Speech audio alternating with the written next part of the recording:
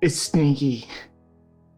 It can be dangerous, but for multiple sclerosis, it triggers countless benefits to battle those autoreactive pathogenic immune cells that caused our MS.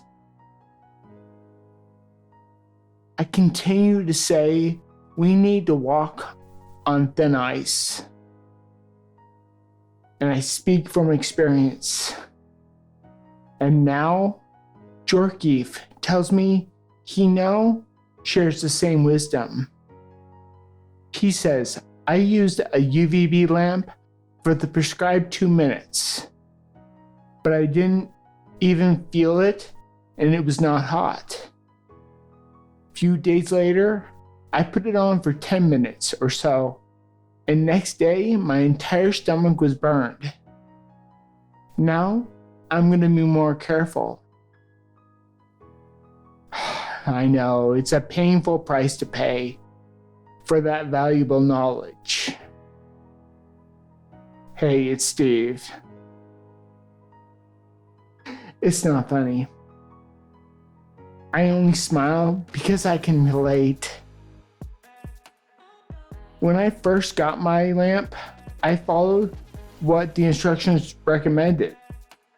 But I didn't feel any heat, any effects, nothing. So, I did exactly the same thing. If I remember right, I did it for 9 minutes. Then, I started to feel some heat on whatever, I think it was my arm or something. So, I stopped it, and I was kind of proud of myself. What I didn't know, I had already passed the point of no return. The next day, I woke up to a big red spot that was extremely sensitive. So painful when I touched it. It was undeniable. It was a massive burn that took days to fade away. I responded to him, yeah, I learned the hard way too. It can be very sneaky. The light wavelengths the lamp gives off are exactly 311 nanometers. It has been identified in countless scientific papers as the most effective wavelength. Very beneficial for autoimmunity and provides countless benefits for fighting that chronic inflammation that caused MS. But at the same time, that wavelength is sneaky. And it's smack dab in the heart of the ultraviolet B range. It's been said many times, ultraviolet radiation can neither be seen nor felt.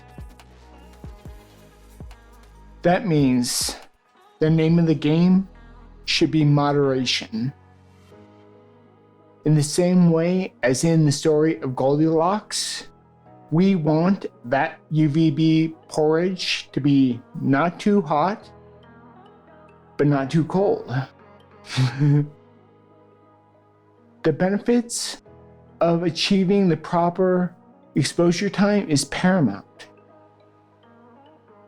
A few people have asked me in the past if a tanning bed would be a good substitute. Absolutely not. No. In fact, UV light as a whole won't work. Sure, ultraviolet light can suppress our immune systems, particularly at the local level in the skin. I've talked in many videos about Langerhans cells, but excessive exposure to UV light is thought to be a significant risk factor for the development of skin cancer. And I think everyone would agree that's probably the case. But phototherapy is different. It employs very specific wavelengths of UV light. the one I've been talking about, 311 nanometers. This wavelength is different from the ones used in tanning beds. Narrow band UVB light, like the light given off by my lamp, solely uses the 311 nanometer wavelength. Since it's a very specific device, achieving a very specific goal, there are many uses in psoriasis of the skin. But as the title of this paper says, more than the effects in the skin. Ultraviolet radiation induced changes in immune cells in humans' blood.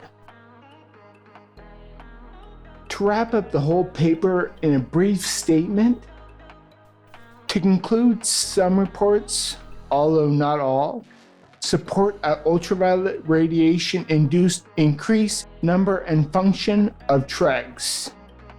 If recruited back to irritated skin or more distal tissue, TREGs may potentially assist in controlling inflammatory and autoimmune pathways.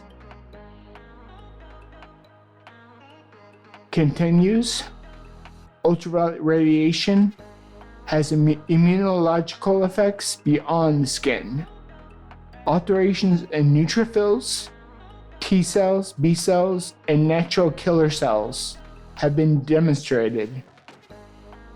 The immunoregulatory effects may prove beneficial in the treatment of some systemic diseases, such as autoimmune diseases like MS. Some questions: how effective TREGs are in MS? Well, they say we have them. I think that's commonly assumed by everyone. But I speak from 5 years of experience of using my lamp. I feel the effects. The light has done something. There is an undeniable feeling that the TREGs that I had way back then are not the same TREGs I have now. I feel it coursing through my veins. That's why I've been just a little bit disheartened recently. It appears that the company, Reminder, the company that designed and sold me my lamp in 2018, is no more. I can't find any other lamps on sale anywhere, and the company's website is an empty shell with no lamps for sale.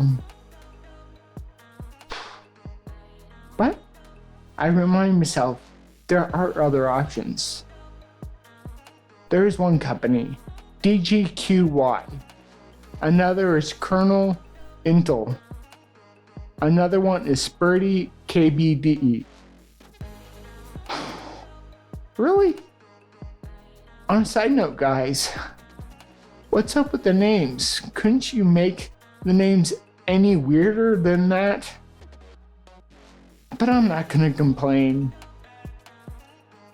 Each lamp is pricey, I'll admit, they're pricey, but I would buy any one of them in a heartbeat if I didn't have the one I have now. So if I had to buy one today, I would probably go with the first one, DGQY, narrowband UV light therapy, 311 nanometers UV phototherapy with timer for home use. I'll put a link down in the description. My eyes locked onto that 311 nanometer figure because, as I said over and over, it's the common number that multiple papers I have read while researching this video say is the correct wavelength to use to suppress MS. And even though it's $300 US, I know for certain I couldn't have stopped my MS and recovered my myelin as much as I have without it. Thinking back to when I had that terrible MS and what it did to me before I bought the lamp and started using it, oh man, I would buy it all over again, even if it was 2 times the price, 3 times the price, in a heartbeat. It's worth every penny. I made a recent video about using a near infrared lamp as well. I stand by that video. I know both forms of light are needed. Are you using a UVB lamp? Do you have any interesting stories about using it yourself you want to share? Thanks for watching. Make sure to like and subscribe so you never miss a video. Until the next one.